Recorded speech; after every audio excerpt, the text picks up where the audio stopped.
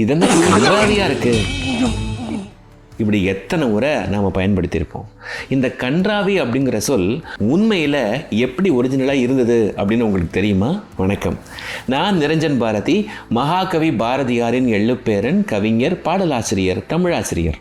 கன்றாவி அப்படிங்கிற அந்த சொல்லினுடைய மூல வடிவம் கண் அராவி, அதாவது கண் கூட்டல் அராவி. அராவுதல் அப்படின்னா தேய்த்தல் அப்படின்னு அர்த்தம்.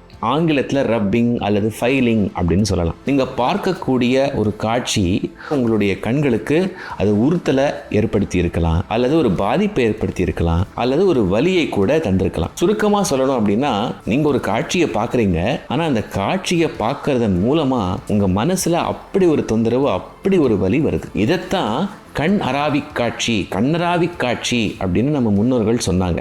ஆனால் காலப்போக்கில் இது மருவி கன்றாவி அப்படின்னு ஆயிடுச்சு. இதே போல வேறு என்னென்ன சொற்கள் காலப்போக்கில் மருவி அல்லது மாறி வேறு விதமாக வழங்கப்பட்டு வருது அப்படிங்கிறத கமெண்ட் செக்ஷனில் ஷேர் பண்ணிக்கோங்களேன்.